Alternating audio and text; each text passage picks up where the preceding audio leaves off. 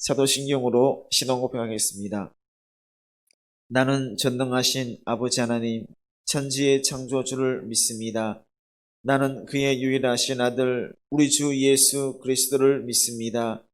그는 성령으로 잉태되어 동정녀 마리아에게서 나시고 본디오 빌라도에게 고난을 받아 십자가에 못 박혀 죽으시고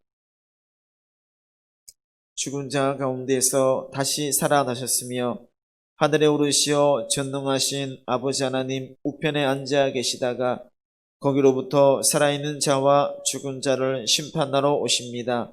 나는 성령을 믿으며 거룩한 공교회와 성도의 교제와 죄를 용서받는 것과 몸의 부활과 영생을 믿습니다.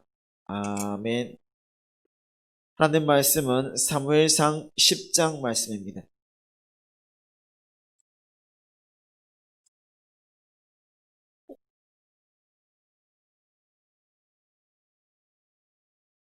사무엘상 10장 1절부터 27절까지 말씀 한 절씩 교독하시겠습니다. 이에 사무엘이 기름병을 가져다가 사울의 머리에 붓고 입맞추며 이르되 여호와께서 내게 기름을 부으사 그의 기업의 지도자로 삼지 아니하셨느냐. 내가 오늘 나를 베냐민 경계 셀사에 있는 라헬의 묘실 곁에서 두 사람을 만나리니 그들이 내게 이르기를 내가 찾으러 갔던 암나기들을 찾은지라. 내 아버지가 암나기들의 염려는 놓았으나 너희로 말미암아 걱정하여 이르되 내 아들을 위하여 어찌하리요 하더라 할 것이요.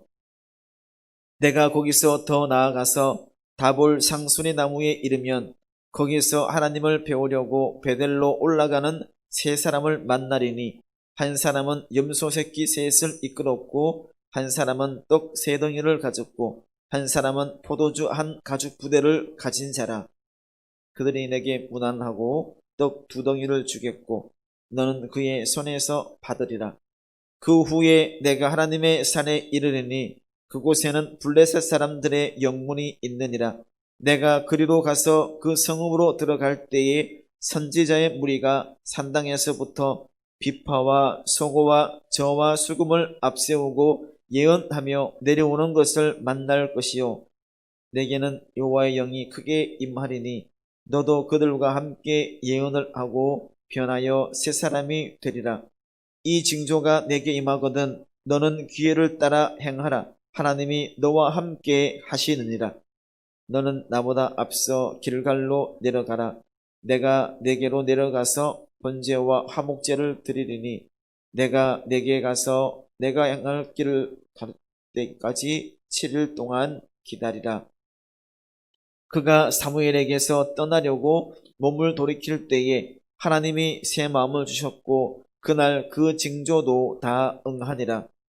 그들이 산에 이를 때에 선지자의 무리가 그를 영접하고 하나님의 영이 사울에게 크게 임함으로 그가 그들 중에서 예언을 하니 전에 사울을 알던 모든 사람들이 사울이 선지자들과 함께 예언함을 보고 서로 이르되 기스의 아들에게 무슨 일이 일어났느냐. 사울도 선지자들 중에 있느냐 하고 그곳에 어떤 사람은 말하여 이르되 그들의 아버지가 누구냐 한지라. 그러므로 속담이 되어 이르되 사울도 선지자들 중에 있느냐 하더라. 사울이 예언하기를 마치고 산당으로 가니라. 사울의 숙부가 사울과 그의 사원에게 이르되 너희가 어디로 갔더냐. 사울이 이르되 암나기들을 찾다가 찾지 못함으로 사무엘에게 갔었나이다 하니 사울의 숙부가 이르되 청하노니 사무엘이 너희에게 이른 말을 내게 말하라 하니라. 사울이 그의 숙부에게 말하되 그가 암나기들을 찾았다고 우리에게 분명히 말하더이다 하고 사무엘이 말하던 나라의 일은 말하지 아니하니라. 사무엘이 백성을 미스바로 불러 여호와 앞에 모으고 이스라엘 자손에게 이르되 이스라엘 하나님 여호와께서 이같이 말씀하시기를 내가 이스라엘을 애굽에서 인도하여 내고 너희를 애굽인의 손과 너희를 압제하는 모든 나라의 손에서 건져내었느니라 하셨거늘 너희는 너희를 모든 재난과 고통 중에서 친히 구원하여 내신 너희의 하나님을 오늘 버리고 이르기를 우리 위에 왕을 세우라 하는도다. 그런즉 이제 너희의 지파대로 1000명씩 여호와 앞에 나아오라 하고 모든 지파를 가까이 오게 하였더니 베냐민 지파가 뽑혔고 베냐민 지파를 그들의 가족별로 가까이 오게 하였더니 마드리의 가족이 뽑혔고 그 중에서 기스의 아들 사울이 뽑혔으나 그를 찾아도 찾지 못한지라. 묻되 그 사람이 여기 왔나이까? 여호와께서 대답하시되 그가 진보다리들 사이에 숨었느니라 하셨더라. 그들이 달려가서 거기서 그를 데려오매 그가 백성 중에 서니 다른 사람보다 어깨 위만큼 컸더라. 사무엘이 모든 백성에게 이르되 너희는 여호와께서 택하신 자를 보느냐? 모든 백성 중에 짝할 이가 없느니라 하니 모든 백성이 왕의 만세를 외쳐 부르니라.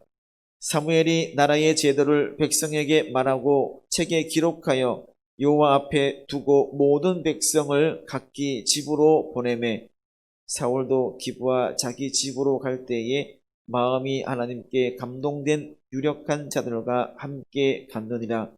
어떤 불량배는 이르되 이 사람이 어떻게 우리를 구원하겠느냐 하고 멸시하며 예물을 바치지 아니하였으나 그는 잠잠하였더라. 아멘. 하나님께서 이스라엘의 왕정 도입과 사울을 초대 왕으로 세우기 위해서 얼마나 세심하게 섭리하셨는지를 다시 한번 확인할 수 있습니다.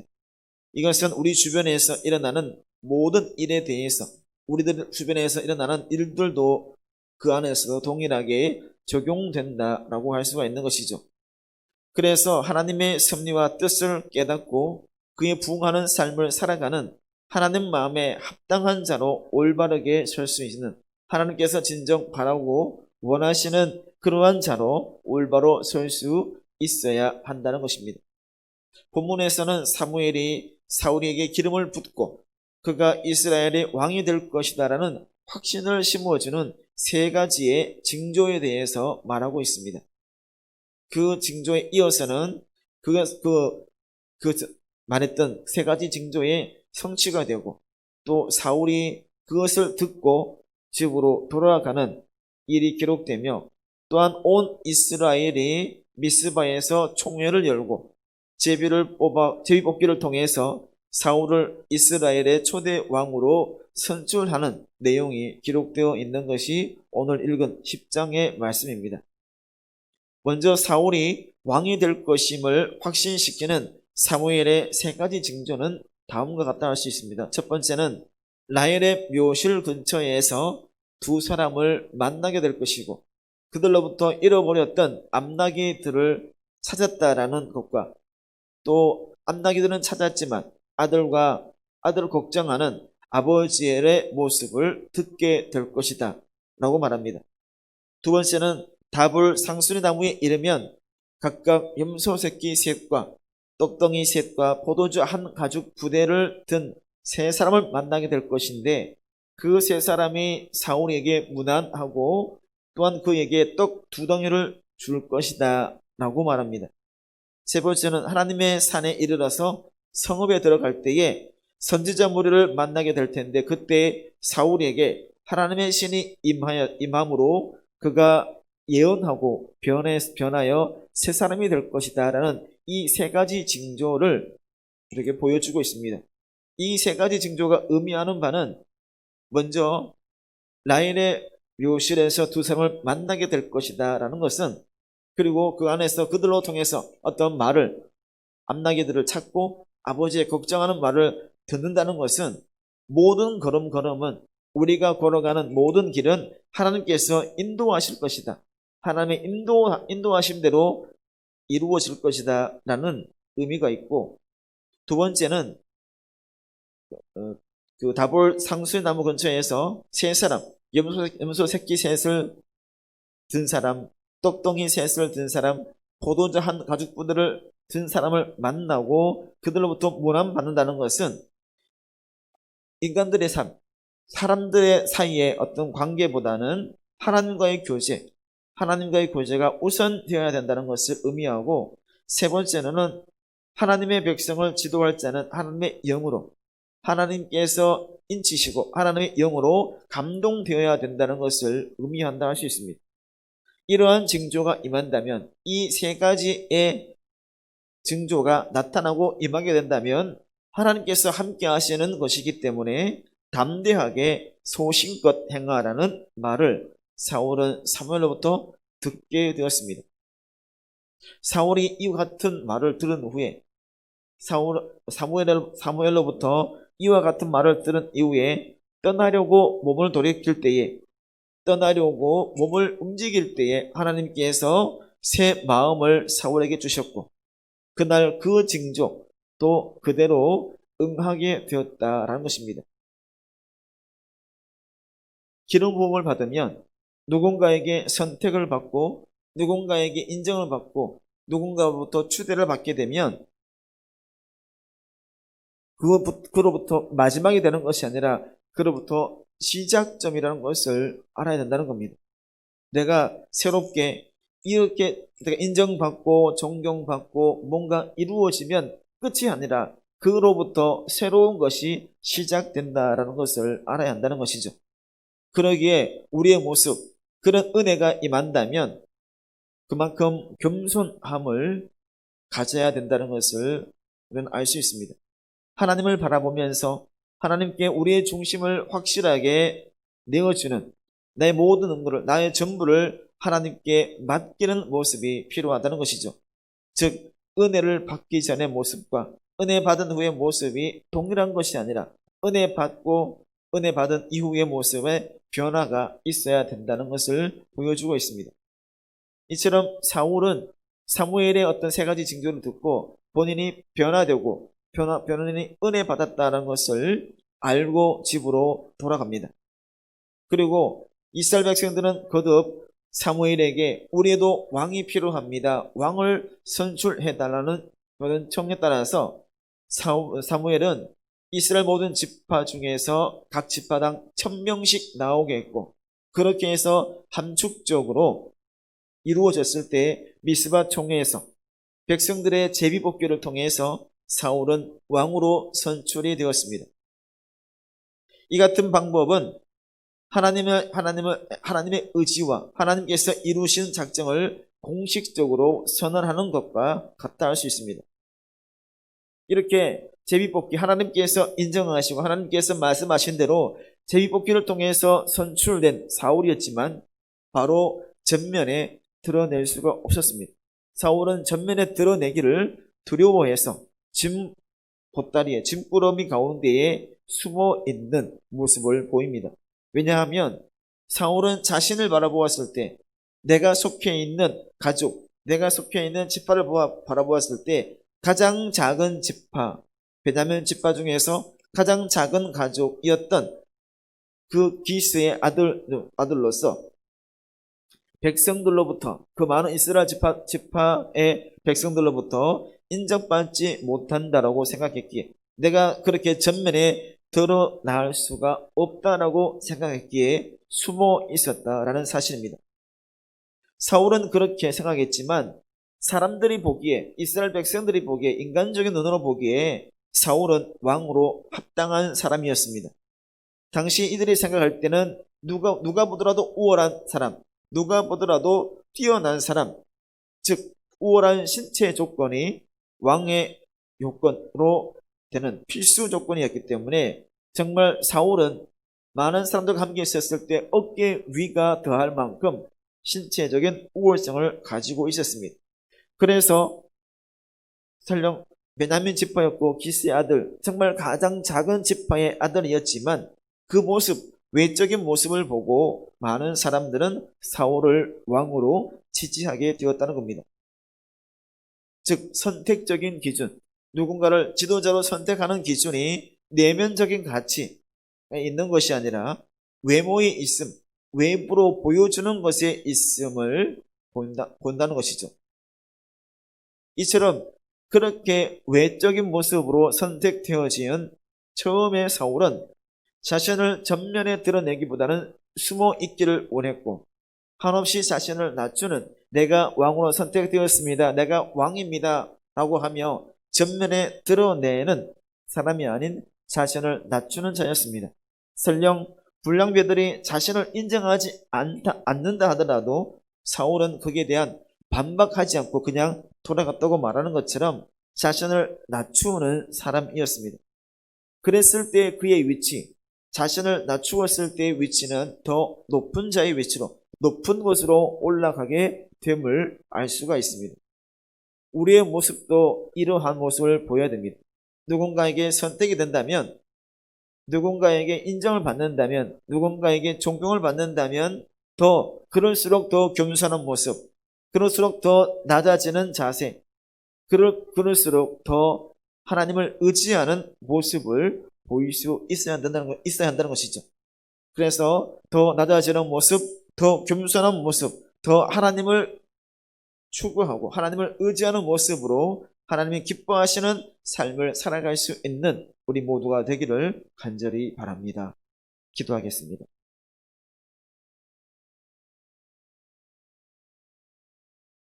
사랑이 많으신 아버지 하나님, 감사합니다. 언제나 우리들과 함께하여 주시니 그 은혜에 더욱더 감사합니다. 하나님 품에 안겨서 하나님의 뜻을 이루어가게 하시고 말씀에 순종하며 나아갈 수 있는 은혜를 더하여 주시옵소서. 우리들을 향한 하나님의 섭리가 있고 계획이 있습니다.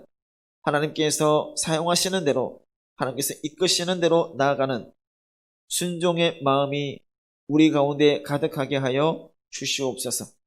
하나님 품에 안겨 승리의 길로 나아갈 수 있기를 원하고, 은혜 받은 자로서 은혜 받은 자의 삶을 살아갈 수 있게 모든 것들 우리의 마음을 주장하여 주시옵소서. 모든 것 주관하시는 하나님만 의지하며 하나님만 바라보고 나아가기를 다짐하며 모든 것 감사드리며 사랑이 많으신 예수님의 이름으로 기도드립니다. 아멘. 하늘에 계신 우리 아버지, 아버지의 이름을 거룩하게 하시며 아버지의 나라가 오게 하시며 아버지의 뜻이 하늘에서와 같이 땅에서도 이루어지게 하소서. 오늘 우리에게 일용할 양식을 주시고 우리가 우리에게 잘못한 사람을 용서하여 준 것 같이 우리 죄를 용서하여 주시고 우리를 시험에 빠지지 않게 하시고 악에서 구하소서. 나라와 권능과 영광이 영원히 아버지의 것입니다. 아멘. 말씀을 생각하시면서 사울이 처음 가졌던 그 마음처럼 언제나 하나님 앞에 겸손히 고개 숙이며 하나님만 의지하며 하나님의 뜻을 구하고 하나님께서 원하시고 이끄시는 길로 감사함으로 나아갈 수 있는 우리 모두가 되기를 원하고, 은혜 받은 자로서 은혜 받은 자의 삶을 살아갈 수 있는 오늘 하루가 되기를 바라며 함께 기도제로 나가겠습니다. 기도하겠습니다. 자비로우신 아버지 하나님, 은혜 감사합니다. 하루의 시작을 새벽을 깨우며 하나님과의 만남을 통해서 시작해 주시니 감사합니다. 하나님께서 이끄시는 대로, 하나님께서 바라시는 대로, 하나님께서 원하시는 대로 나아가고 그런 모습만을 보이는 우리 모두가 되게 인도하여 주시옵소서. 아버지 하나님, 더 낮아질 때에, 더 겸손할 때에 더 높아지신다는 사실을 기억하게 해주시고 하나님의 영광만을 드러낼 수 있는, 하나님의 뜻하심만을 나타낼 수 있는 우리 모두가 되게 하여 주시옵소서. 하나님의 손에 이끄림 받을 때에, 하나님과 함께할 때 더 은혜가 넘치게 될 줄 믿습니다. 하나님의 은혜만을, 하나님의 역사하심만을 드러낼 수 있는 우리 모두가 될 수 있게 인도하여 주시옵소서. 아버지 하나님, 오늘 하루를 생활할 때에 하나님께서 함께 주시고 은혜 받은 자로서 은혜 받은 자의 삶, 구별되는 삶, 하나님께서 정말 바라시고 원하는 삶, 참 그리스도인의 모습을 보일 수 있게 아버지 하나님, 우리들의 마음을 주장하여 주시옵소서. 오직 주님께 모든 것을 맡깁니다. 주님만 의지합니다. 주님만 바라보고 가장 선하고 아름다운 길로 나아갈 수 있는 우리 모두가 될 수 있게 인도하여 주시옵소서. 감사드립니다. 주님만 찬양할 수 있게 인도하여 주시옵소서.